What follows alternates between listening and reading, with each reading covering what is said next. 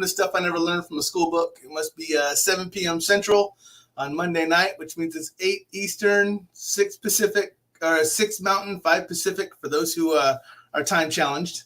I know some of you are. That's why I normally throw stuff out like that out there for you. Anyways, welcome to the show. I'm glad you're back.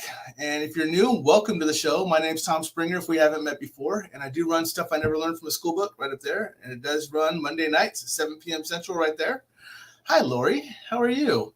I do have a guest on tonight, as I always do. And she is fantastic, just like all of my guests are. So without really going into too much, I am just going to bring her on and let her go. We'll do little introductions and everything else as we normally do. But other than that, please welcome Melinda Williams. Hi, Melinda. How are you?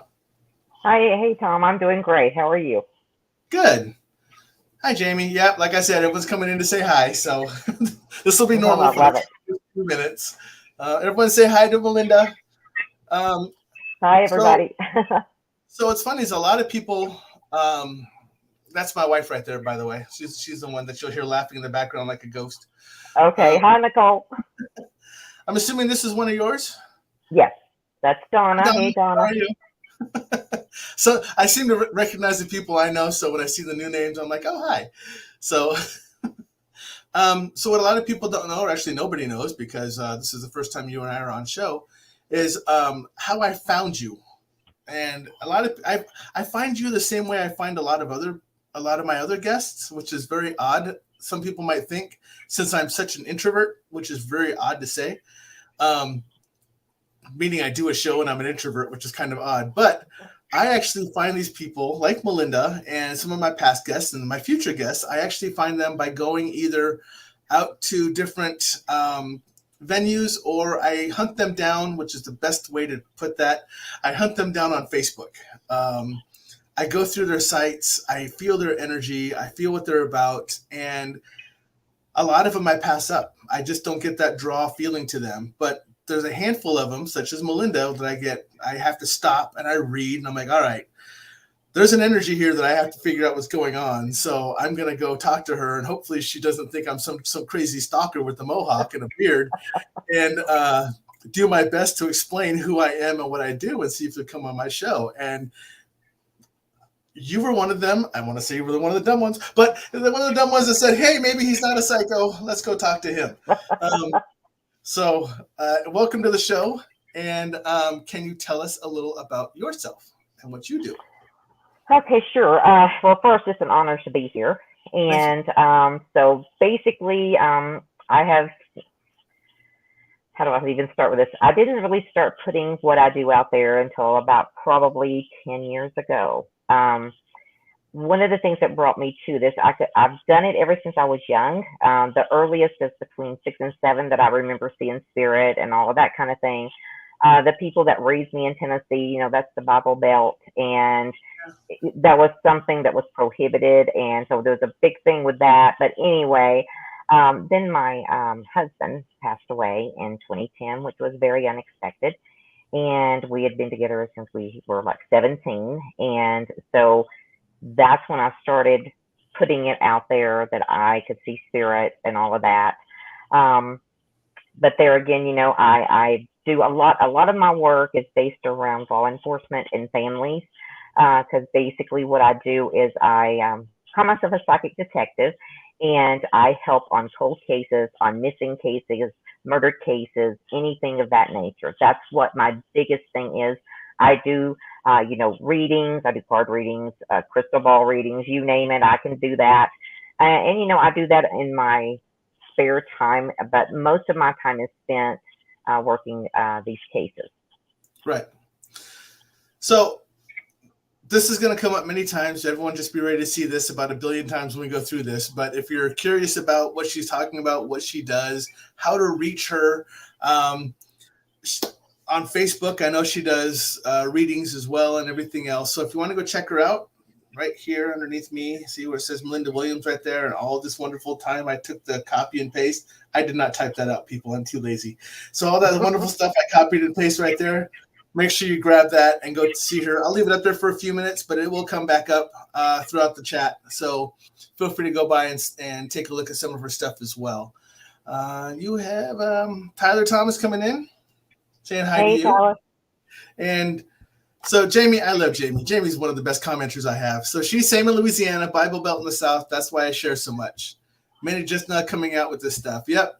Yep.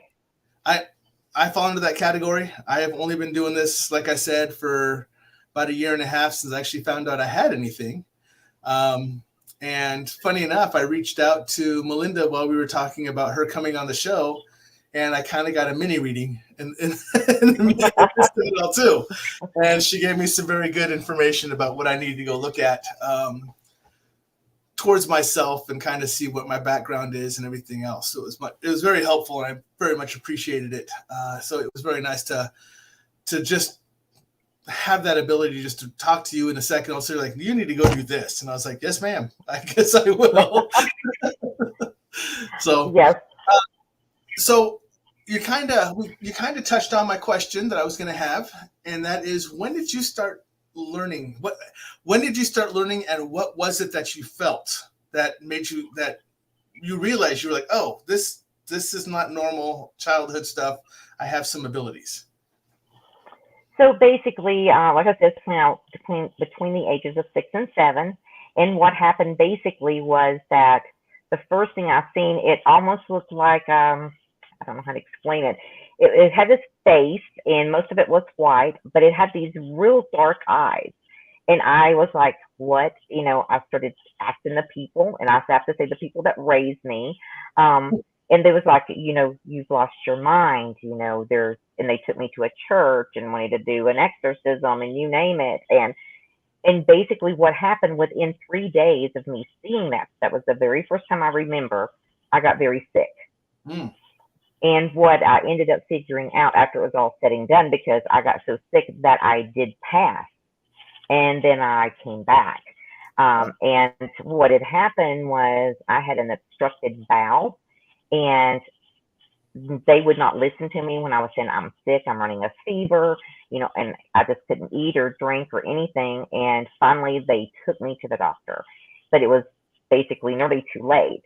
And so I did pass, and I was what the doctor explained to me was I was gone for like 15 minutes, what to me seemed like forever, because I was there and I was seeing what I was seeing. And so that was the very first time. And then after that, when I came back and got better, then I started seeing like people that had passed. And like the biggest thing is I was in second grade, and I was in the classroom, and one of the students had gotten killed over the weekend in a car accident that was in my class. And so the teacher's standing in front of the classroom, and she's telling us, about what had happened. And I'm sitting there, and then I raised my hand, and I'm like, no, she's right there at her desk, because I could see her spirit. And Right. And there's like, no, Melinda, no. And I'm Right. like, yes, she is here. And so that is that's when it all really started. Yeah. So. All right. So I'm sure they were happy about that. I mean, your family, especially coming from, like you said, the Bible Belt, everything else and stuff like that. And all of a sudden, they're like, all right, so what's going on here? So. Right. And it's funny because the thing of it was, all that time, even through my high school years, I thought they were my family. But even though the teachers would come to me and say, Melinda, you don't look like these people, you don't act like these people.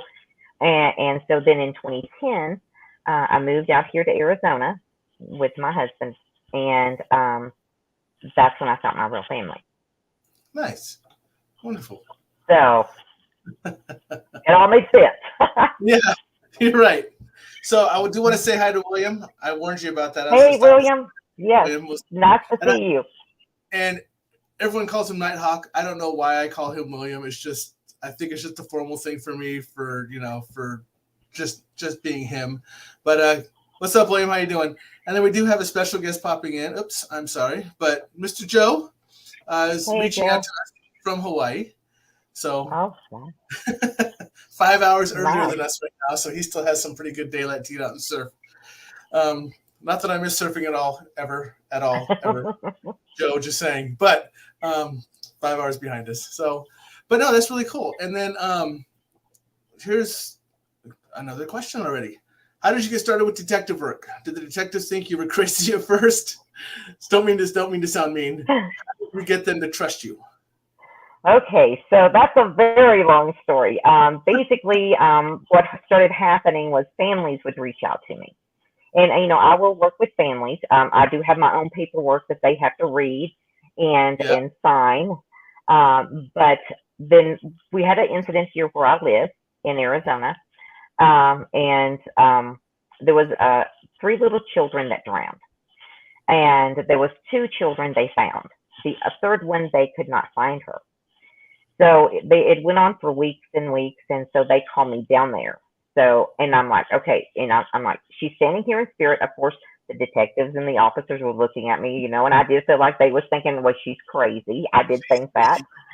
Yep. But I said, she's standing here, and I said, in one hand, she's showing me an orange. I said, I don't know what that means. I did not know the area because it's like 20 minutes away, and I hadn't really been down in that area. Right. And they said, well, there's a place here in the river that is called Orange Bend. I said, take me there.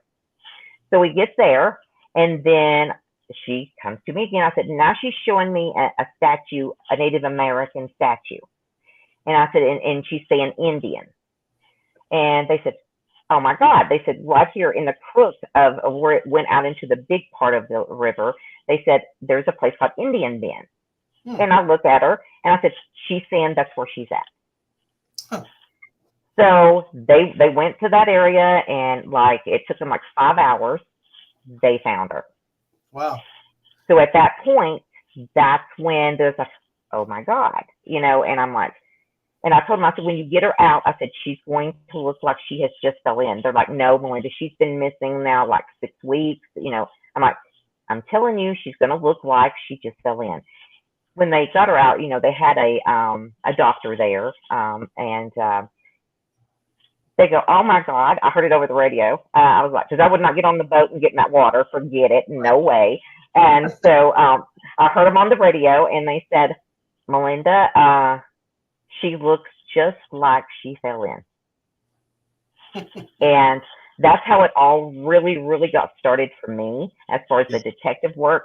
Now, there's a lot of detectives that are law enforcement that, they will not work with the psychic. Right. Other ones will, but they will never admit to it. Yeah. That's just the way it is. Yep. So it is a very thin line. And so basically, I started out with the family. The families come to me. And then, then I'm like, well, okay, yes, I will do this, but, you need to let law enforcement know. That way we're all on the same page. And sometimes law enforcement's not very, they don't want to do that. They don't want a psychic involved. But then if the families insist, then they usually, especially if it's a cold case, because with cold cases, and that's what I would want to say to anyone that wants to start this line of work, is to go to smaller towns, or, well, some of the big ones are open, but start with the cold cases, because what do they have to lose? Right. They're at a stopping point. They're not getting anywhere in the investigation now. And so right now I'm working on one that is 25 to 30 years old. So that's where I would say to start if you want to do this line of work. Have you ever, so this kind of feeds on that same thought line. Have you ever been approached by a spirit who has passed and said, hey, I need you to look at this case? Or yes. Come find me type of thing? Yes. Now that happened before I started actually doing this line of work. I was probably in my late 20s. And there's a spirit that kept coming to me, and I'm like, I don't understand it, because sometimes they don't talk to me. They just appear and they just hang around, and then I'm like, well, what can I do? And that kind of thing. But I had this young girl. She was like 24, 25, and she came to me. And she was like very adamant, and she was like crying and screaming, and she was just like, showing me different signs that, because sometimes, when they talk, it's very distorted, sort of, for me anyway. And so what I ended up figuring out, she had been murdered. It finally came up on the news, and she's like, she told me, and they had put it as a suicide. And she says, it's not a suicide. She says, my ex-husband, she said, we're in the middle of a divorce. And she says, and he was trying to get our child. And she says, and it was not looking good for him. So she said, he murdered me. And I'm like, oh my God, how am I going to? So what did I do? I do this. And so I reached out to the detective and I said, this is going to sound completely off the wall. I said, you're going to probably think I'm crazy. I said, but she's saying she was murdered. And he's like, really? You know, and I get this sarcastic, really. And I'm like, just hear me out. Just hear me out. I said, she's saying she had put a camera that's in her bathroom, but it comes out and it goes, you can see into her bedroom. And I said, and the evidence is there. And he goes, really? And I said, that's what she's telling me. That's all that I can tell you. I said, she says it's a little round. You wouldn't even recognize it. Right. And so he goes, okay, I'm going to go to where it happened. And he says, I'm going to check it out and I'll get back with you. So here I am walking and pacing and waiting. And so then he calls me like an hour and a half later. He says, there was a camera. He says, and it was a murder. Huh. As soon as that happened, she thanked me. And the only other message she wanted me to give to her sister is to tell her sister to take care of her baby and make sure the baby knew who its mother was. Right. And she went through the light, and that was the end of that. Wow. So So Tyler does ask a question. As soon as I show up, I wonder, how does Melinda deal with negative Nancy's out in the world? So how do you deal with those that just don't? Nope, not going to happen. Not going to believe it. Whatever you say, gone. Right. Well, this is what I always tell everybody. And, you know, as long as, you know, you can have your beliefs, I have mine. Right. Don't try to put your beliefs on me. I will do the same. I will respect what you believe. If you don't believe in what I do, that's perfectly fine. But now, if you get in my face and start telling me blah, blah, blah, well, then you're going to get it right back. I can get along with everybody, but I will not take anybody's crap. I just won't do it. And some people think I'm very timid and that I'll just step back, and then they see the other side of me. And then they say, oh my gosh, no, she's not going to do that. So, you know, that's just the way. And I tell them that. I said, you know, I respect it. I respect you don't believe this. I have no issue with that. But just now go on. Just go on. But if you get in my face and you keep on, then you're going to get it right back. Right. That's so funny because I hear you talk, and I know this is so stereotypical, and I apologize now. I'm assuming when I hear Jamie talk when she's on my show too, it's going to be the same thing because that southern accent. But I can just hear you both saying, "Oh, bless her heart." Exactly. Hear that. Exactly, Tom. Comes to my head when I hear that, when I hear the southern accents, and then when people try to come up against you guys, you're just like, oh, bless your heart. I'm like, oh man, yeah, exactly. That's your opening line to back the hell away, people. If that happens, yep. That's it. Backwards.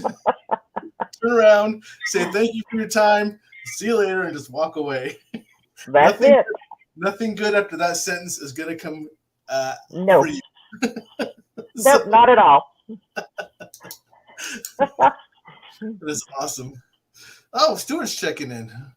What's up, Stuart? How you doing, brother? Hey, Stuart. Thank you for stopping by. Yeah, you'll notice that I have some stragglers that seem to wander in. If Kat pops in, I have a friend of mine, Kat Armstrong. She pops in, and she has a tendency to pop in about a half an hour late because she's one of those I tell time for because she doesn't seem to tell time. So yes, when you heard me read off the times in the beginning, that's because I get a lot of people to go, I don't understand time zones. I'm like, all right. So. Oh my gosh, I get it. I do. I mean, I have a hard time with the time zones too. Yeah. Hey, Rosemary. So, and earlier I want to say that when you gave that story, Jamie loved that story. She said, "Wow, that was awesome." Thank you, Jamie. So you also do personal reads, and I've watched you do. Yes, Patricia, I know. She's like, I was only 9 minutes late. And see, this is what happens. Gosh. This is what happens, Jamie. The same thing. I still had it wrong. I wrote it down for a second. So all the hard work I put into our commercials and our advertisements for nothing. So, but I know you do the personal reads too, and and you're talking about it also during when you're doing detective work. Do you, when a spirit comes to you, and I don't know if it matters on what the circumstance is, do you hear and see the person, or do they give you like symbols and stuff and signs that help you interpret what they're talking about, or can you actually hear them? Can they talk to you directly? Yeah, for me, it's according to how they passed and how long ago they have passed. So Okay. say someone passed 3 days ago. When they come through, it's going to be a little bit harder to understand them. So they will usually show me signs. Yeah, You know, because they're still right. processing through. So, But if it's been someone that's been passed for, 5 years, 2 years, then they have a more understanding, and they can, and it's not that they speak to me in complete sentences. Sometimes they can just say a couple of words, and then I've got to decipher if that's what they mean. And trust me, if you're wrong, they will let you know you're wrong. So, very much so. Yeah, I've had that. Thanks, Jamie. I'll remember that when I'm late. So just so you know. There you go. But yeah, I've noticed that, and you and I have talked, and we know that I still consider myself too new to this game that we're playing right now. About a year and a half in, and yeah, I have noticed that when I get stuff wrong, it's almost like they want to just reach through my mind and just smack me upside the head and go, "No, you got it wrong," and I'm like, "Oh, sorry." Yes, they'll let you know real quick that you're wrong. Oh yeah, yeah. I've never had anyone go, "Yeah, you're wrong." There's right. Oh yeah. But yeah, so that's interesting that it happens that way. I've never thought about that. And actually, I don't know why I've been doing this now for 6 months, and you're the first person I've ever asked how you hear people contact you. Are you also in touch with, for instance, I can see and hear and talk to elementals and other dimensions and stuff. Are you able to do stuff like that as well, or are you just I don't want to say a one-trick pony, but like a one-plane pony? No, I have dealt with elementals. I have dealt with shapeshifters. Jinn. I've dealt with a jinn before. So yeah, there is just been a combination of different things that I've dealt with through. I'm going to be 54 in August. Wow. So I have done this. Nope. I said I wouldn't put you at that age. No way. Yep, I'll be 54. I'll be 54 in August, and so I've done this for a very long time, and so I have came across a range of all kinds of different things. I have dealt with demonic. I've seen an exorcism done. So I have dealt with everything. Right. Those are very rare, very, very rare, but I have seen that occur. Stuart calls you a baby. Stuart's one of my older guys here, so he's a baby. Okay, well, good. So let's see how fair this is, folks. So we get a look at Donna, I'm sorry, Melinda, that's right over here. I just read Donna's comment, but we have Melinda sitting over here is 54, and she looks like she's definitely not that old. And then you have this guy sitting here that's 50 and looks like he should have one foot in the grave. So I'm not seeing how this really works very well. So this is kind of wrong. So I do have some questions coming up, popping on the side, and I want to get to them. I'm going to kind of go out of order, but we're going to end up to all of them. I'll read them all first off, and then I'm going to get your opinion on these. So Nicole's asking, Melinda, how would you help beginners learn their skills? What words of advice or thoughts do you have? Joe came back with a comment and said, learn protection first and foremost, in his opinion. And then, this is why I had Donna on my brain. Donna came in for a very specific, what advice would you give a 15-year-old boy that is very sensitive and has seen spirits for 8 years and wants to pursue his ability, but hasn't experienced anything in almost a year? Okay, so first and foremost, so if I don't hit something, remind me. Okay, I do agree. Protection is the most important thing. I do have a mediumship class that I do. It's running right now. It lasts for a year, and we do it once a month, and we do a circle. But what the protection was one of the very first classes because to me, I agree that is one of the most important things if you're going to do this line of work. Um, and the reason I say that is because I have dealt with the darker entities, and I had one that I was trying to blend with me back when I was in my 20s, Mm-hmm. and I learned a very hard lesson with that. So protection is very, very important. Now, as far as let's see, like I said, I'm doing a mediumship class, a psychic mediumship class that I do every month, and basically it's a 1 year, and basically I teach you. We start out with protection, then we do the crystals because I incorporate crystals in everything I do. We're going to this coming Thursday is our class, and I'll be going over the herbs. So all of this is incorporated into protection. Um, so my biggest thing is first you learn the protection, and then we'll go in and I'll teach you how to add to do extra protection with whatever you're doing. Now, someone that is young, that is 15, I'm going to try to hit that. First and foremost, they have to figure out if that's what they want. Because this is something that I will say, if you want it, go 100% in. If you are not for sure if you want it, then you need to learn because there is a way to turn it on and off. I know in the comment it was stated that the person maybe hasn't seen a spirit in the last year, I think it said. And that could be very well because the person has decided, stop, I don't want to see this anymore. You put that out there, that's what's going to happen. If you're putting it out there that you don't want to see this and you don't want to deal with this, then you are closing yourself off. Right. But the first and foremost is protection, and definitely get into a mediumship circle, class, anything and everything, because that's where you're going to learn your basics. And then what I do mine for a year, and then we after a year, then I choose who has really stuck with this, because you have people that come in, then they end up leaving. Yep. So, and then the ones that stay for the whole year, then I look at them and say, okay, now if you want to do one-on-one, then that's what I offer at that point.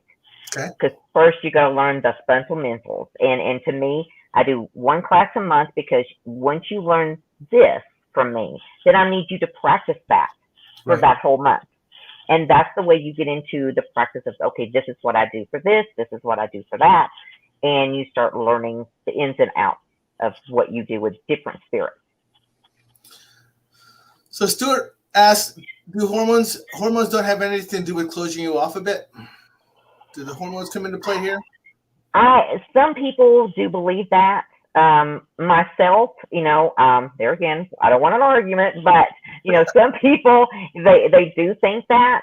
But to me, I have never experienced anything, and I'm just gonna put it out there. I've been in menopause for 2 years now, and my hormones have been way off and over here and just everywhere. And it's never done anything as far as the connection with spirit or anything like that. But some people, maybe it does. It just hasn't happened to me, so I can't say either way on that. Right. Yeah. True. And you went through both. You actually went through both sides of the hormones. You went from when you were very, very young and developing into a young woman, and then now you're going through the menopause. So yeah. It's interesting how that kind of takes place. So I don't know if this is Melinda's recommendations and notices, but does it play the same for everybody? I mean, it may be someone else that has something different that happens to them, and and some of it may be tied to hormones, but some of it may be tied to home situations, we talked about, and stuff like that. So I mean, there's a lot of different things that may play into this. I think mine was just not knowing until I was 49, and then I just got slapped with it. I tell people I learned all my stuff. So the circle thing is outstanding. I wish I would have known about that a year and a half ago. Otherwise, I got thrown all my abilities. And it was like drinking from a fire hose. It was just, you're gonna take it and like it, mister. And so it was. I don't want to say uncomfortable, but it was very rushed. I feel, in my opinion. Right. And there's still a lot more that even though I've been doing this, I still question a lot of things. I don't question abilities anymore per se, because I believe I have them, and I've stopped going so much for the confirmation. But there's still things that I haven't learned about how to control some of the stuff I do. Some of it just comes and goes. For the most part, I'm very well protected. I believe that 100%. I am very well protected. But it's just interesting how that happens, and the circle thing is a good idea for someone coming in who's new. So there you go. Donna, that's a great answer as far as if he's really interested in this, see if there's a group that he might resonate with better that is somewhere. Reach out to Melinda. Maybe she's the right group for this, and Tyler's, I want to put these up because Tyler's basically backing all this. Melinda's the best medium she ever had. She's been highly recommended to anyone wanting to talk to loved ones. He also says she also sells great products. So, and I noticed that about a lot of people. If they go out to your site, they will have the opportunity to buy stuff as well. So that's really cool. I'm trying to see. There's so many comments that just popped up out of nowhere. As we went talking, I'm like, holy cow, people! You guys know you type faster than I can read. Stop that. So William's saying they shouldn't argue about anything because everyone is different, which is kind of what we're talking about. And Patricia throws out there, as a teen, I seem to see everybody and everything. And so Patricia I had on before, and Patricia can actually see, hear, and talk to angels. So that does a lot of that with that. And Stuart throws out there, have had some Reiki healing that has opened a lot of emotional feelings for me. I attribute estrogen and low T. So, love it. Now I work with the archangels, so yeah. So Jamie does come back and say there was some stuff in Hans Holzer's work about hormones, not blocking abilities. Been too long since she read that. So so there was some stuff out there with Hans Holzer. So hi, Dana. Dana was a guest on earlier, and she actually does angel attunement as well as numerology. So it's fantastic. Oh, wow. And like I said, and I'll tell you, this whole thing on the side, love Reiki. She's actually taking Reiki 1 and 2 next month. So I get the feeling I'm going to be practiced on quite a bit. She's going to love it. Nicole, you're going to love it. I'm a Reiki master teacher, so you're going to love it. I do the crystal Reiki also. Oh, outstanding. So she may have to reach out to you and ask you some questions too. Watch, she'll pick your brain. Anytime. So it's really cool though, because it's learning about so many different things. And this is what I love about the community.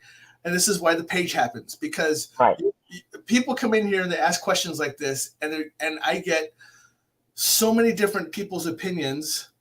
But if you look at them, they all kind of fit within the same area.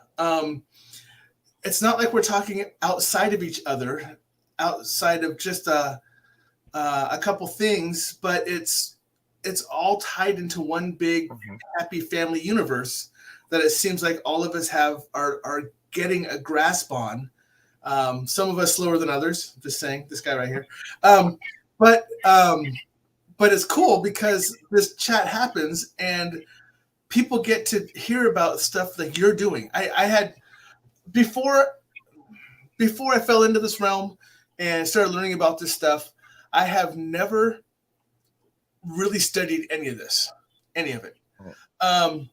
I did, when I stepped into it, I was really encaptured by it. And you're the very first person I've had on that priority is doing the spiritual detective work. So it's really cool because it also introduces people to so many different openings that they may not know of, and they just don't know how it works, which is why I'm enthralled by talking to you, because a lot of this, I don't know how it works. So it's really cool. Dan, are you good now? She said the whole chat disappeared. So hopefully, I warned Melinda beforehand. I have a tendency, and normally it's when she or when myself and another person comes on with some abilities, we have a tendency to break electronics. I think it generates for me, but the extra spiritual strength that goes on seems to break stuff. And just looking out at the audience that I have way over there, that's doing all the typing. We're just one big ball of break. So just so you know, stuff happens. Sorry, Dana. So I have to ask, you have dolls behind you. Mm-hmm. Do you deal with haunted collectibles and haunted items? Yes, most definitely. Let me get one of them. Let me get her. So the ones that are behind me are the ones that there are still spirits inside them. Okay. I do work with them on a daily basis, trying to get them to cross over. Like this one, she is Navajo, and she passed of COVID, and it was a very sad situation. And the family reached out to me and said, they had this doll collection, and it was her doll collection, this little girl's doll collection. Okay. And they thought, they said a lot of things are going on, and it was really freaking them out. So I went and I took the whole doll collection, and there's actually spirits in each one of them, and that's why it was so chaotic in the home. Right. I've got other ones that over there, which I did get them to cross over. They finally went to the light. But these 5 that, like her, they refused to go. And of course, you can't make them go. That's just something you can't do. But the weird thing is, I treat them as they're my own child. And what I mean by that, ever so often, I take their clothes off of them. I wash their clothes. See, I put them on jewelry. Yeah. I wash their hair. I give them a bath. And so I treat them as my own child. So, and in hopes that they will one day decide to cross over. So that sounds kind of counterintuitive. You're taking like, I'm not going anywhere. I'm good right here. I'm good. So why would I want to go anywhere? So I know, and I didn't do that until here recently because they wouldn't just cross over. They wouldn't cross over. And I'm like, well, I tried everything. I'm like, well, you're getting dirty. You need to cross over. And they just wouldn't. And so then I thought, okay, I'm going to just have to start taking really good care of your clothes. And they do come out of the doll. They do, especially at night. Yeah. And they mess with things in my house and that kind of thing. But they mean no harm whatsoever. Right. But I'm hoping one day I will get them to cross over. That's my biggest thing. I do want them to cross over. So I'm curious, what do you do with the doll once the spirit crosses over? Then I just keep it. And I put it into like a collection. Like over there, I've got this huge collection of dolls that I have got spirit to cross over from. Has a new spirit ever reclaimed a doll? One time. Okay. Yeah. It was sort of weird how it happened because I was passing a cemetery and a spirit come into the car. They seen the doll, and there we go. And there you go. Yeah. So, but rarely ever does that happen. Like the ones that I have over there, no, they're clear. But there's these 5 that just will not go for anything. And until they decide to do it, I try to talk to them every day and say, you went to the light. It's a lot better place. You could do a lot more. You wouldn't be stuck in this doll. I try everything. But it's a child, and so it's just like a child that's here, real, and with us, and it works to decide to go ahead and eat their broccoli, right? Right. So until they decide, like I said, they don't mean any harm. I hear them laughing a lot. They wake me up in the middle of the night laughing, right. But they mean no harm whatsoever. Right. They don't mess with anything really. I mean, sometimes my electricity they'll mess with a little bit, but other than that, there's really not anything they really mess with. Right. Yeah. And it's So funny because you were talking about the doll, and Nikki did ask, did anyone see Melinda's screen bounce? And I told you about that earlier. yeah. So beforehand, it was funny that you should talk about that, Nikki, because and William said he saw it and everything else. But when we were sitting here chatting, I told her screen came in and out of focus a couple of times just when we were talking. So it was something that's been happening ever since we were in the back chat before the show even started. Yes. So I was kind of expecting this to happen a couple more times. It has. You blurred out a couple of times, and the screen did bounce and stuff like that. So yes, that's actually happening. So Stuart commented, in my youth, I was studying these things and was in great control of my dreams by the call of the world. And a young girl paused that. Yes, women have more control over us than anything else in the world. It's crazy. I'm sorry to say it. Or I'm proud of you, one or the other, whichever one. If she's if she's still in control of you, good job. And Jamie says she's practiced trying to find missing people. The information she gets is only useful if you know the area. I am not great at it yet. True. And Jamie, I am right there with you. I don't think for me it's finding.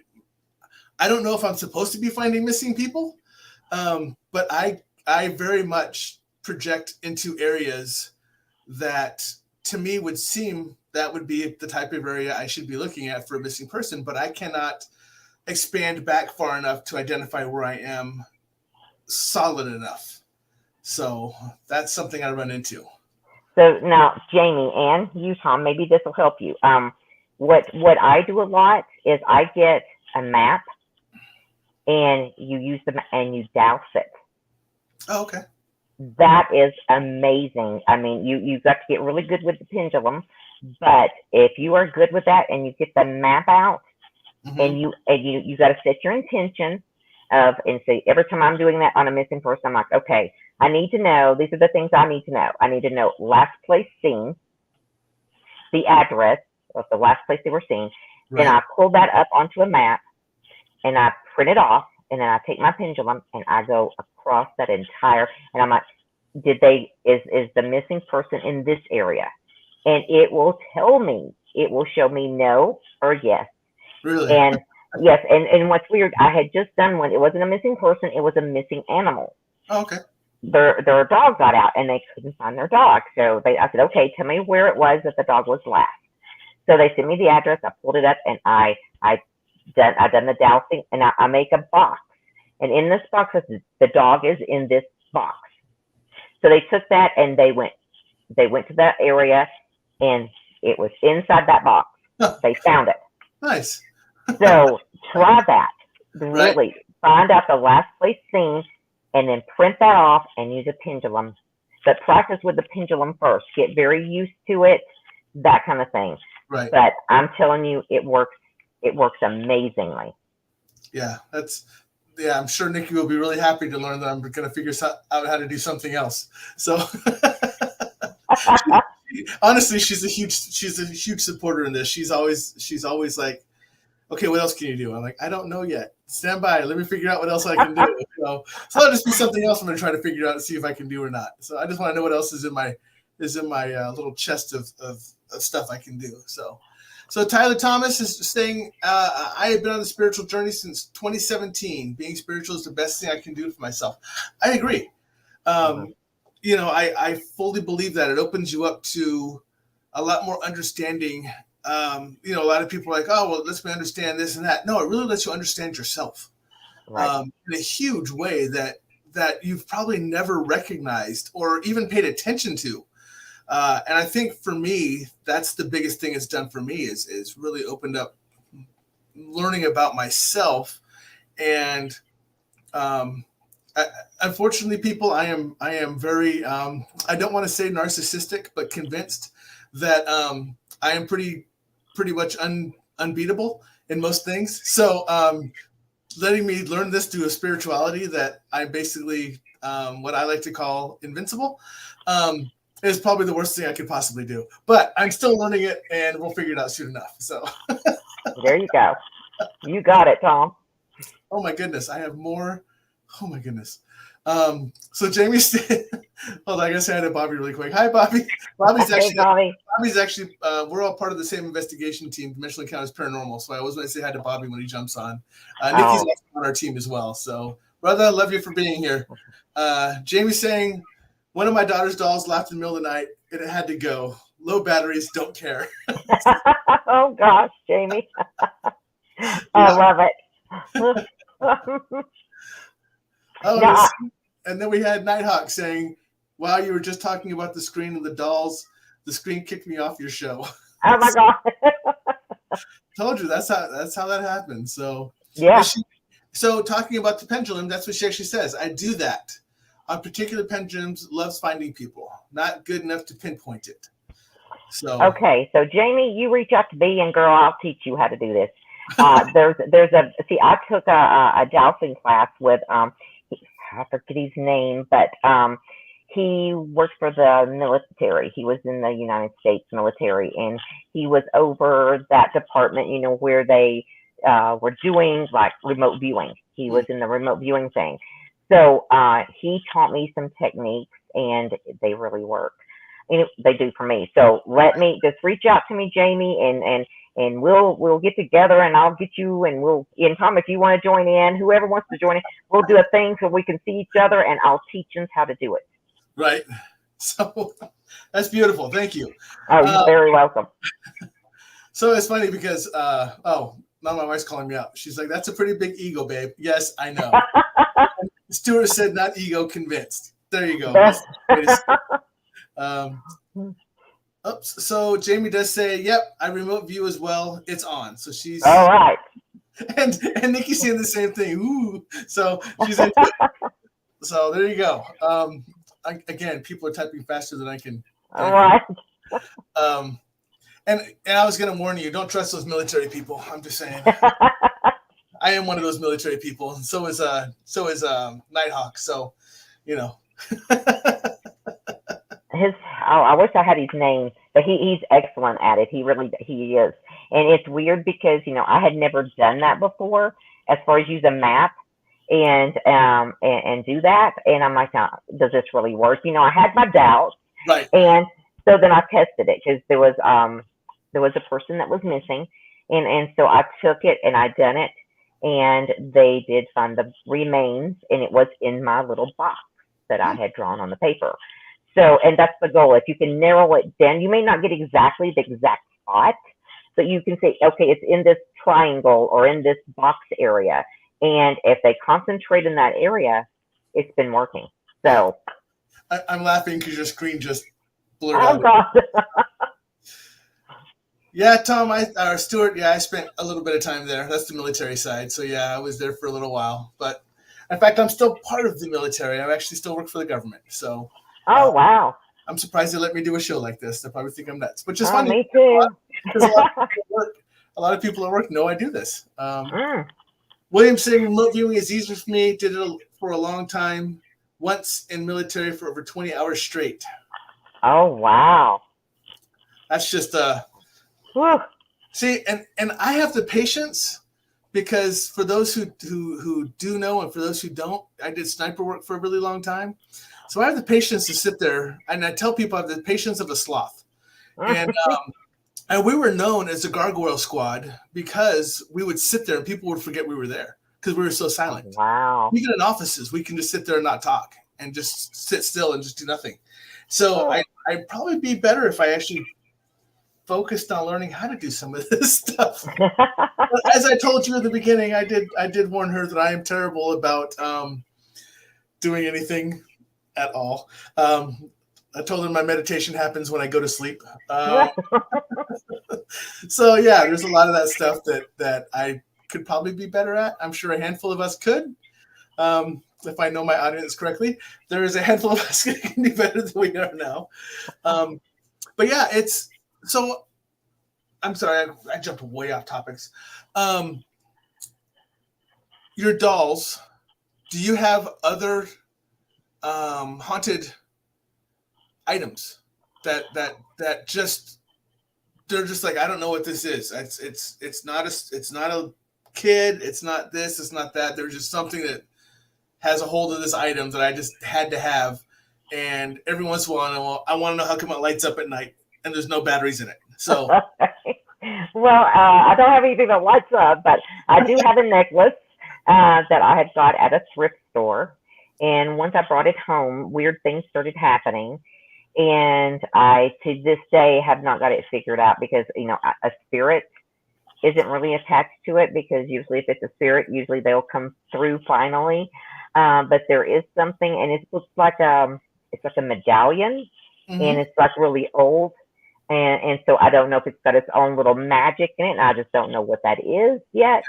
But I can pick up stuff in the stores, like stuff if it's a thrift store or an auction place, and I'm like, no, we don't want that. We don't want to take that, and we don't want that. And so, I offer that. I'll tell people, if you've got something you want to know something about it, let me know, because I love doing that kind of stuff. So. Right. Yeah. I'm that way with people. It's kind of sometimes it's kind of annoying, because right away, if I'm around someone, I'm like, nope, not that person. Right. So it's just kind of interesting how we have that sense about certain things. Yes. And there are some objects that I have been drawn to. I don't feel any attachment to them at all as far as spiritually or anything else, but there's just something about it. In fact, there's a bracelet I purchased just recently. And I shared it with William and showed it to him and everything else. He said, yeah, that's a good one, because it had a bunch of the turquoise and red coral, and it's hand hammered silver and everything else, and it's inlaid, and it was really nice. And it was just something that I was like, yep, I need to have that. So I didn't feel any attachment to it per se, like a spiritual, but it was just something I knew I wanted that was drawn to it. So Jamie's saying her issue isn't focus. It's uninterrupted time at the moment. Wow, words are hard. So, and Nighthawk saying, definitely need to close yourself off to the noise of the environment around you. Yeah, I need to do that sometimes, but we'll see. That's something that I never do. I never close myself down. Yeah. Never. What's funny is I always say I do, but like, sitting here, I know I have someone trying to talk to me, and they've been trying to talk to me now for like the past 15, 20 minutes, because I get the feeling in my head, and I get the hey, I know you can hear me, hey. And so that's been going on for like 15, 20 minutes, and I'm doing my best to say, nope, not your turn. Stand down. So it's just interesting, because a lot of times I don't have people interrupt me when I'm doing my show. I feel like I'm really good at closing myself off during my show. But this person is adamant, and I don't know why, but that person just jumped in and said, hey, and they've been doing it now for 15, 20 minutes. So I keep telling them, after the show, we'll talk. If it's good for someone here on the show, I will let them know after the show. Not a problem. So Jamie does says that she loves old objects that tell you their stories. Yes. Yes. Yes. Very much so. Yeah. So Nikki's asking me, is it Chris again, who is a younger boy who was in her class, who passed away not too long ago, and said that he wanted to start kind of being her helper. So no, it's not Chris. I don't know who it is, because I'm getting questions like, who is it? Let's hear them. I don't know, because I'm doing my best just to not let them talk right now. And yes, William, I am learning this at a rapid pace. You only close off your hearing off, not your spirits or senses. Yes. It's funny too, because a lot of people tell you need to learn how to close yourself. You need to learn how to close yourself off, to shut it down, and to step away from that and give yourself a break. Right. And there's a way to do that without shutting yourself off, I believe, and not shutting yourself down. And I think I'm getting better at that part, understanding that I'm not shutting myself down like I originally thought I was. But I'm doing it enough to where I'm comfortable with what's going on. Right, exactly. And, I just can't do it, because to me, I'm very, the children, that's the biggest thing for me. And I want to always be available if it's a child. Right. And for me, to me, it's like I said, as long as I don't do this for a living. You do. So there's got to be some there's got to be some reason that you have to stay open all the time. I mean, you could just because you just come when I hear voices in your head, so you always have company. But Right. That way you're never alone. But yes, I know, Joe. Jeez, I see I'm getting yelled at. Maybe there's a message someone needs to get. The problem is I don't know what the message is yet. They're just saying hi a billion times. So. And sometimes when that happens, you just have to wait and let them see if they tell you anything further. Right. Yeah, and that's kind of what I know I'm listening to them. So this has been a weird show tonight, folks. Tom's on the short bus field trip to learning everything he has the ability to do. Thank you very much, William. I appreciate that. Oh my gosh, love it. Not only am I on the short bus, I'm pretty sure I'm the driver on this one. So this show is kind of bounced all over the place, which is not normally how my shows go. Normally we stay on topic better than this. So I apologize if this is not what you were expecting tonight. No, you're fine. You're fine. But this is kind of how my guests roll too. That audience over there just kind of seems to take me off on tangents. So I'd say I blame them all, but I love them all, so it's not their fault. So I'm refocusing back over to your conversation. You said you do the psychic detective work. You help with the cold cases. You help with the missing children. You do a lot of that. And you told me this answer, but I want the audience to hear it, and I want to hear the reasoning why.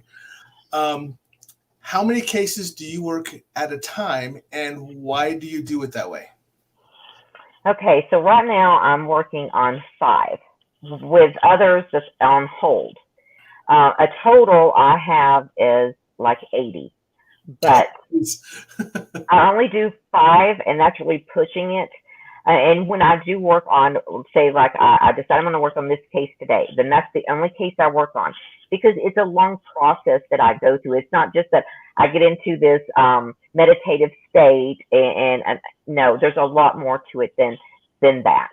Right. So I make sure I work on one case at a time. Like today, I worked on one. Then I stop. I take breaks because I will start getting a headache. And then, like later tonight, I will start working back in it. And the reasoning is certain things in the daytime I will get better than I do in the night. And then there's certain things that happened in it, in the missing person or the murdered person, that it comes better through in the nighttime. So that's how I do it. Then, like tomorrow, I'll start with a different case out of the 5. And I'll work on it. And I'll do that until I get to the point where I get nothing else on that case. Okay. So that's interesting. That's the part I didn't know. And for a lot of people want to know, obviously my show is not scripted. So I was kind of taken aback too, because I did hear that she's working on 5 cases, but then she threw out the number 80, and I went, whoa, holy crap, that's a lot. So it's just kind of sitting on the back. That people are waiting, and that's to me, that's very cool that there's 80 cases out there where people trust you enough to ask for help.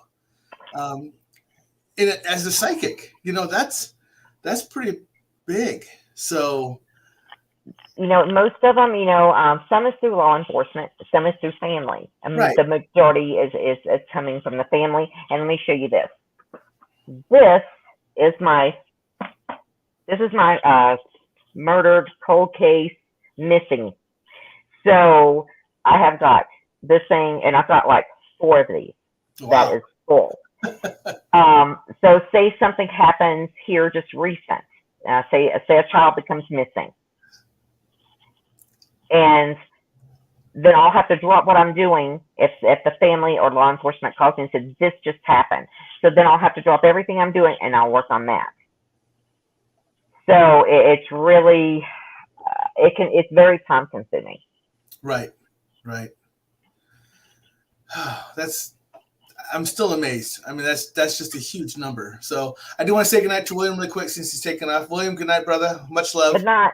Good night, William. Thank you for coming on. We'll see you Thursday night by the fire. That's one of his shows he does Thursday night. So people, if you're interested in finding out more about William, please go out and take a look at that. He's located on Facebook.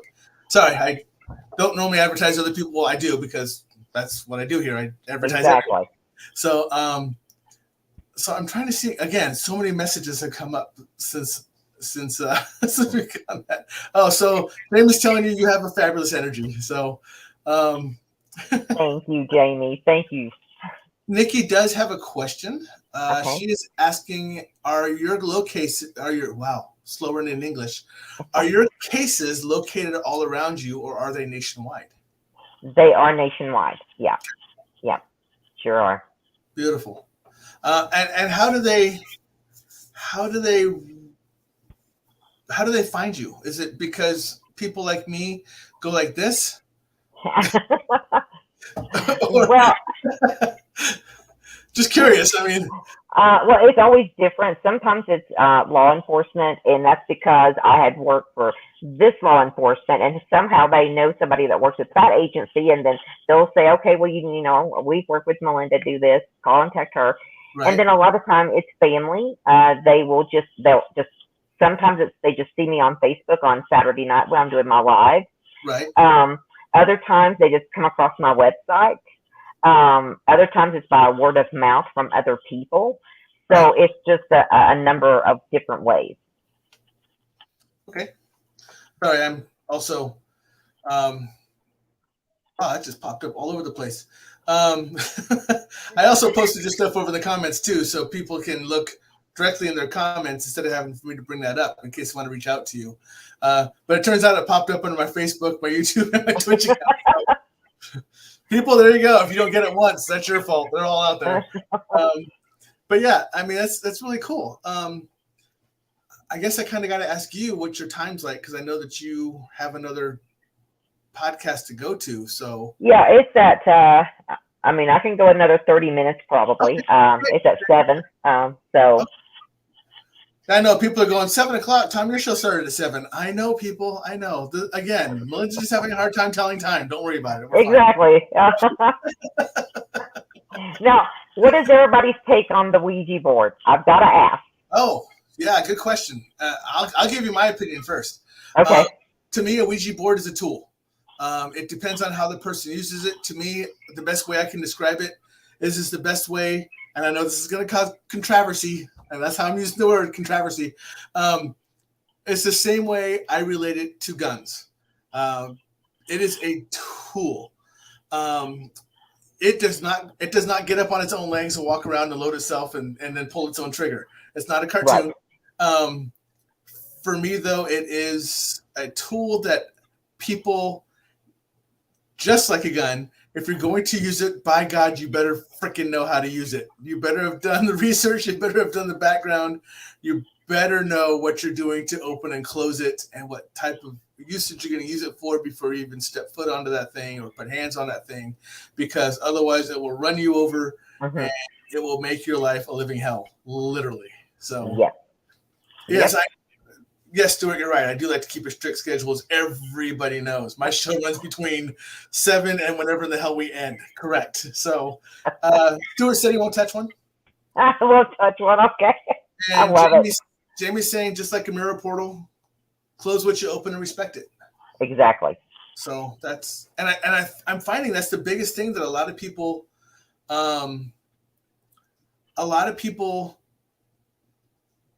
biggest problem is opening and closing. They just want to talk to it. They just want to put hands on it and go, someone tell me something that I'm touching and I'm reaching out to a loved one, or I want to reach out to, this person who's passed. No, you dumbass. You know, this is what's going to get you in trouble. And it's true, Stuart. Stuart saying, even when you know, it can take over. Yes. Right. And I work with paranormal teams too. They reach out to me and they ask me to, they'll come live, with their phone, and we can see each other, and they take me around where they're at. And one of the things I've learned with the Ouija board is that, like you said, if you're going to mess with that, you better know what you're doing, and you better know how to open and close it, and you better know how to have the respect for it in the statements you make into what comes through. Right.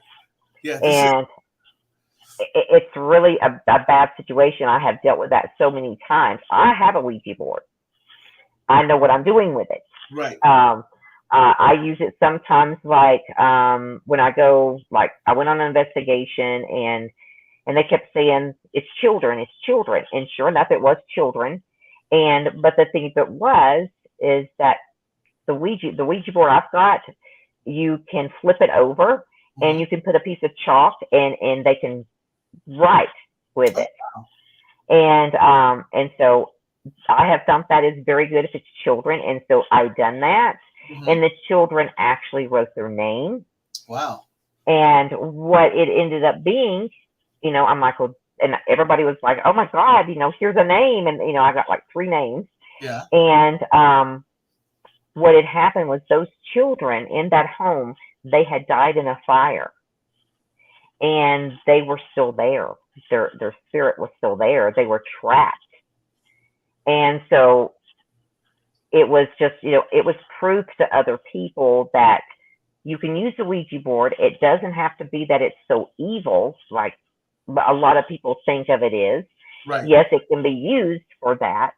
But if you don't know what you're doing, please, please, please do not mess with it. Right. Yeah. And I got some other comments above, but I want to jump to this one. Joe's saying, sorry, finishing up some work here. I don't teach you to keep working, Joe. I believe the same with Ouija board. The problem isn't the purpose, it's the execution. 90% of the time it's used as a toy with inexperienced people. A gun or a lighter in the hand of someone playing with it with no training is a bad idea too. Absolutely, brother. Yeah. That's right. And I agree 100%. So Nikki's asking, and I have a follow-on question to this one. She says, from what I am learning, Ouija board, dowsing rods, pendulums are all the same. If you're going to use one, know how to use them correctly. Correct? That is correct. Very much so, Nicole. So I have a question more on what she's talking about, or actually just anything in general. You talked about pendulum. We talked about dowsing. We talked about Ouija board. Now, I will not use a Ouija board myself as I will not initiate the Ouija board myself because I do not have the abilities, nor have I practiced the abilities to open and close. So I just won't do it. I if I'm with someone that knows how to do it properly, and I know they know how to do it properly, then sure. I'm all for that because I'm also a huge protection, and I think if shit goes sideways, I'm a really good protector as well. But where do you go to practice? Is it okay to practice in your own home? Because you've always heard don't try to find spirits or bring spirit or do this stuff in your home because you might bring stuff in. Well, where do you go practice stuff like this if you can't practice in your own home? This is what I say. When you're learning this and this is something you want to do, don't practice it alone. Okay. And what I mean by that, have a mentor or a teacher that's going to be right there and you practice with them so you learn the concept. Right. So basically, like when I use my pendulum, there's a certain thing that I do, and I incorporate Native American into it. I got my drum. I use that. I use a lot of different other tools for protection, and that's how I open and close them. I do that with, I'm doing tarot cards, anything that I'm doing. I open and I close them. So if you're just starting out, I would suggest to find someone that is experienced, and then let them teach you. You do it together. Okay. Yeah, that's what I would recommend. Because the Ouija board, I just don't think it's going to be one that I'm drawn to that I'm going to initiate. But the dowsing rods, the pendulum, stuff like that, I'm interested in learning because I think it will only enhance and open up more capabilities for me than what I have now. And it's funny because the only thing that it's not even spiritual. It's just I used to use, we call them water rods, and they're just in the hand, and when I cross over, they cross. And that's how, and I used to be able to be spectacular at that. And people I was with like, what the hell? How do you do that? I'm like, I don't know. But that's the only thing I've ever really used. So otherwise it's just me. Otherwise it's just me and my own brain trying to figure out how life works. But some of the stuff I want to learn how to use because I think it would help just in general in the future, just for me asking questions. And it will give me the ability to be more solid. Yes, exactly. Those. I used those, and mine were just very simple copper rods. Right. And when I walked, when I can walk, and they would think I was nuts, but I could walk and nothing would happen. They'd carry them all day long, and nothing would happen. I'd grab a hold of them, nothing would happen. I'd get over water, boom. Those suckers would turn over in a heartbeat. And they're like, what's that? I'm like, that's our water source. And I used them when we were out in the field. Because there's a lot of times we had to, there's a lot of times we were on our own, on foot, 2-3 months at a time. So we had to find our own water sources and stuff like that. I pulled those suckers out, and they're like, the first time they told me I was nuts. And so I went ahead and said, dig. And they're like, you dig. You're the one who found the water. So I dig, and I go, but you realize if I find water, none of you fuckers are getting any. Exactly. Oops, I said that, so now I need to throw that up there. My bad, parental advisory. That's up there now. So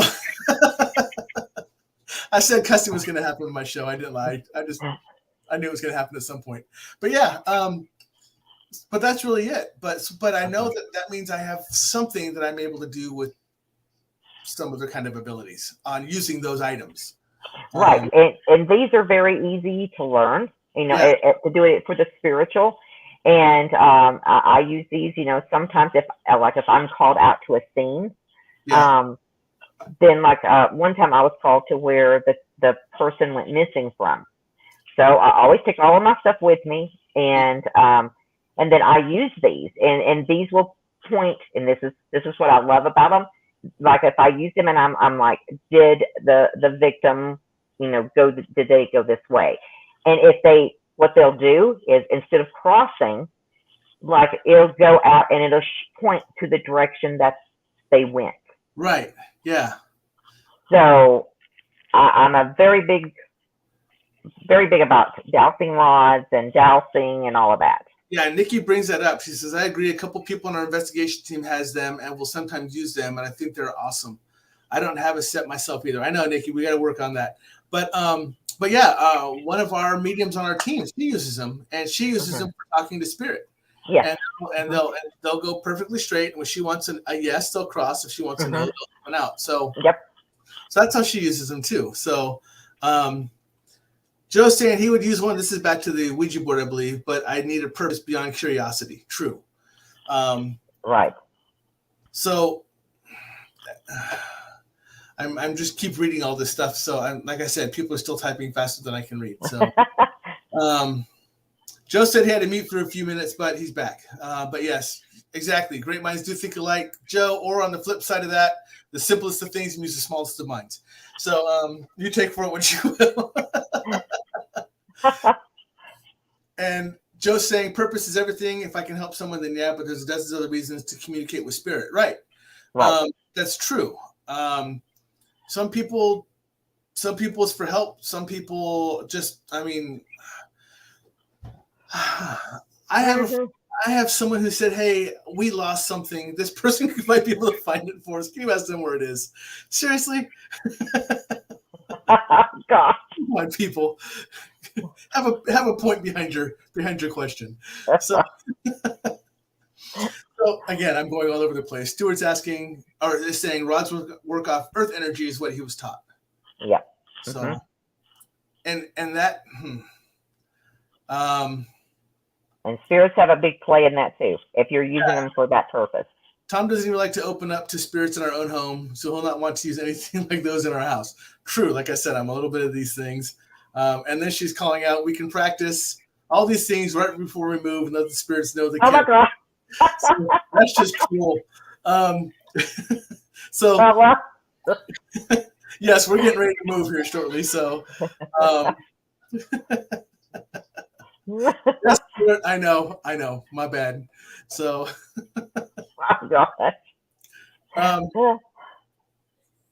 Amazon has them. I don't want them from Amazon. I love them. I have probably 7 of them, 7 pairs of them. Man, I don't even have one. So I guess I should start buying stuff. Hey, I guess I need decorations for the house anyways, right? For the there you go. So sorry, people. My mind went squirrel again. So we're kind of all over the place. It's she's like, they're cool, even the ones on Amazon or from Amazon. That's right, Jamie. I don't know.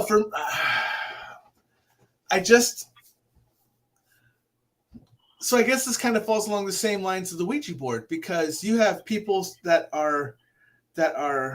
make board games, make Ouija boards, but they're still as effective as if one made one for themselves under very spiritual intentions. If you use it correctly, the one made from Mattel is going to work just as well. Right, exactly. So I guess that falls along the same lines as the dowsing rods.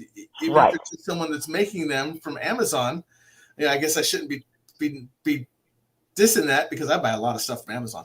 I mean, just get them when you get them. Make sure you do a clearing and a blessing on them, right? And then use them for the intention I'm using them for. Right. So yes, I mean, I keep hearing that you can do that with basically anything you want to have an intent for. I guess my problem is, and this is just me, is that I don't use a lot of items. I only use myself.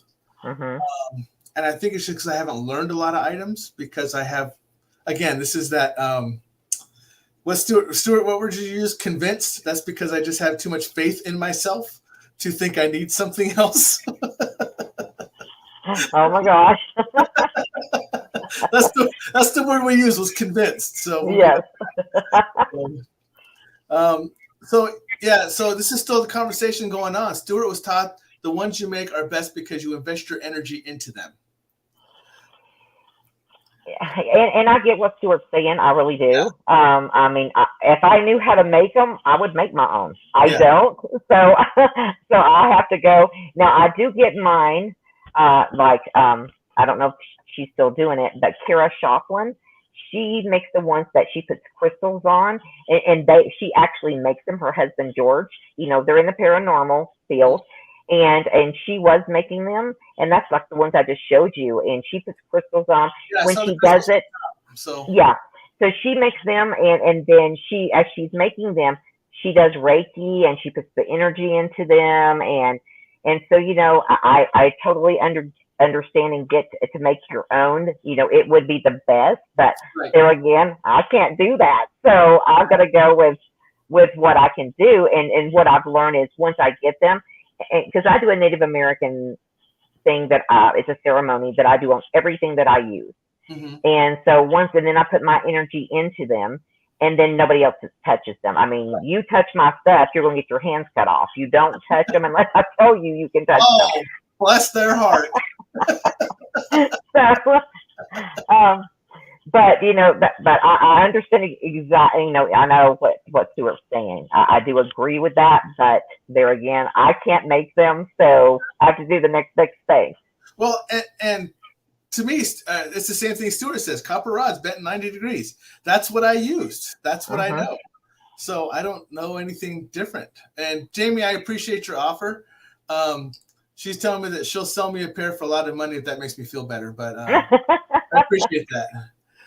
So I love it. Oh my gosh.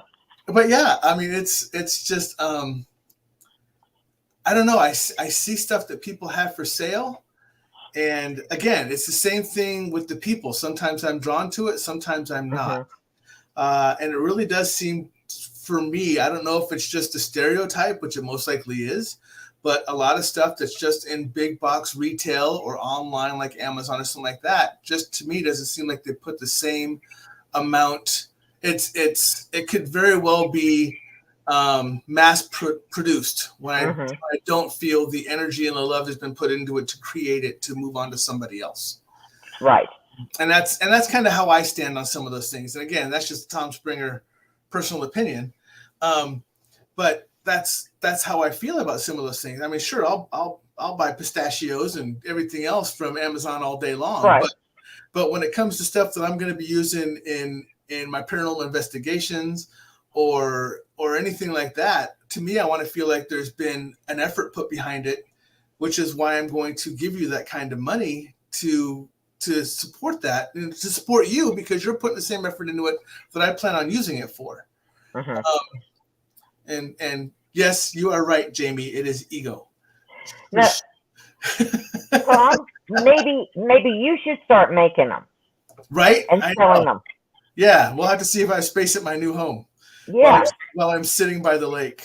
There you go. And you could sit there and make them, and because you would put really good intention into them, Right. and Yep. so that's you need to look at that. Yeah, look at that now. So and there you go. And that's Joe's. He's like, hey, take the item and then make it your own. Yes. Exactly. Exactly, Joe. I know that. I know that. I know that. I just don't listen to myself. That's what makes me dumb. But that's what happens. That's just how it is. Sorry, but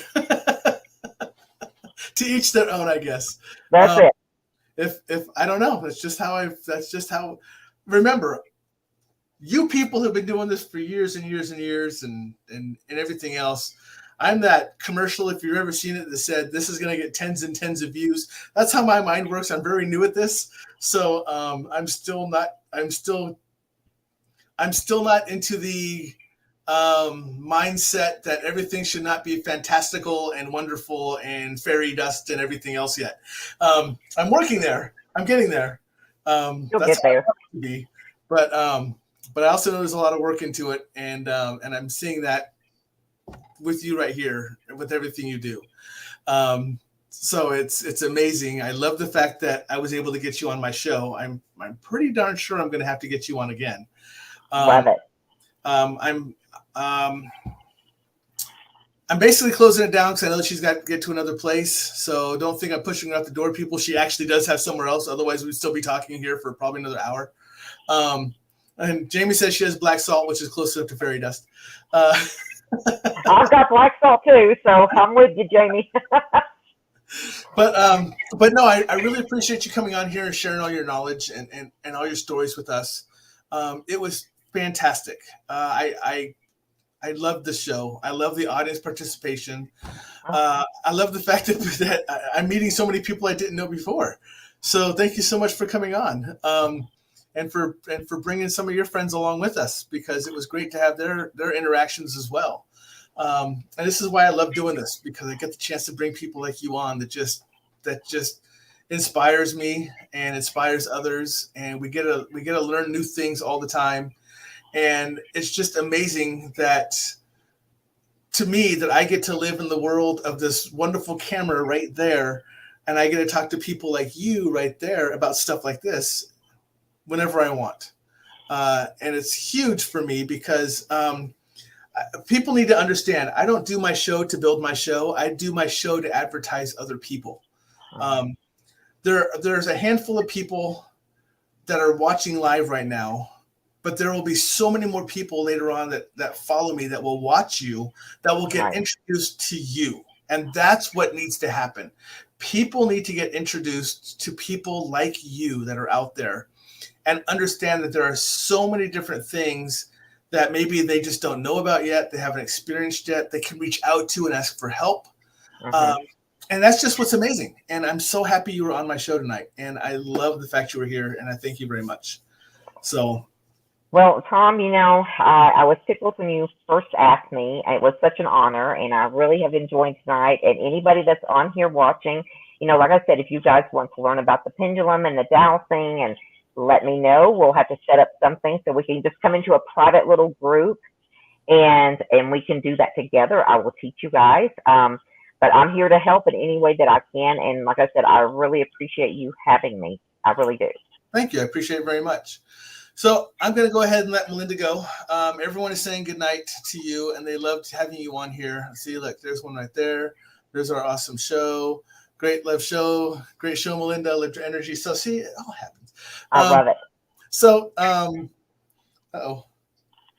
So Stuart is saying the world consciousness needs to be raised, and y'all are helping. Thank you very much, Stuart. Appreciate that very much. Thank you, Stuart. Yes. Yes, I will let you go. Thank you again. I will talk to you shortly. I know you're going to run to another show, so I'll let you go, but I will talk to you shortly and see if I have any comments or anyone that reaches out to me that wants to reach out to you. Otherwise, reach out. Yeah, just let me know. Yeah, reach out to Melinda directly. The email's on there. One more time, let me throw this up there. So here's all her sites. Melinda Williams. She actually has an email all the way down there in the corner where it says email. Psychic Detective M. Williams @gmail.com. And then Facebook, if you go out there to her Facebook site as well, You'll see her do live readings and everything else out there too. It's very cool, very, very, very dead on for the readings. You'll notice all of her people when they comment, they're like, "Oh my God, that is so right. That is so correct. How did you know that? Thank you so much." And there's nothing but love that comes from her sites, all of them, and nothing but help. So please, people, go out there and support Melinda in the best way possible. Get her name out there. Share her websites, everything else, so people can get to know who she is. All right, Melinda. I want you to have a great evening. Much love as always, and thanks, brother. Much love. More people saying have a great night. So, oh yeah, she was fantastic, Mama. You know that.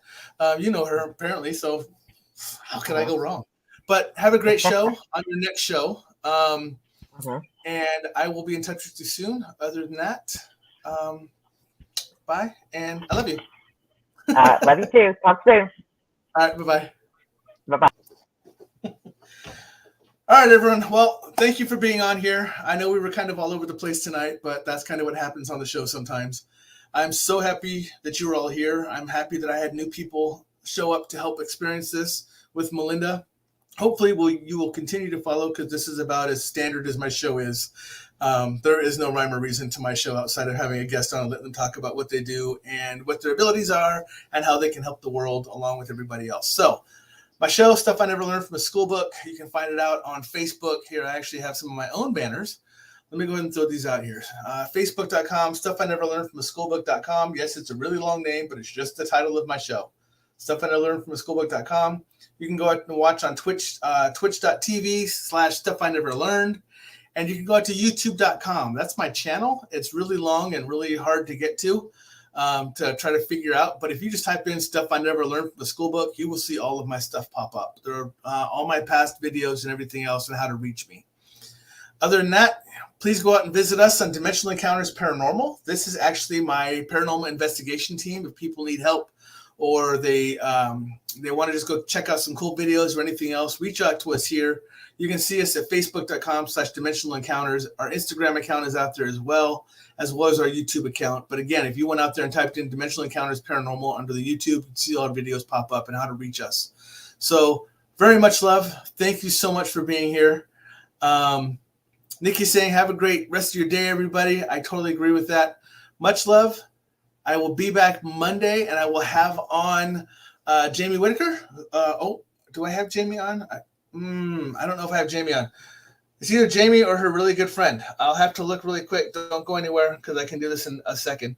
I want to make sure I have the right person on, right person advertised. Nope, I have Amy Schaefer coming on, which is one of Jamie's really good friends and partners in crime. So make sure you come out and check out next week's show with Amy Schaefer. I will be off for the 4th of July, but the week after that, I will have Jamie Whitaker on. So I will be advertising all these out as I normally do. So anyways, have a great evening.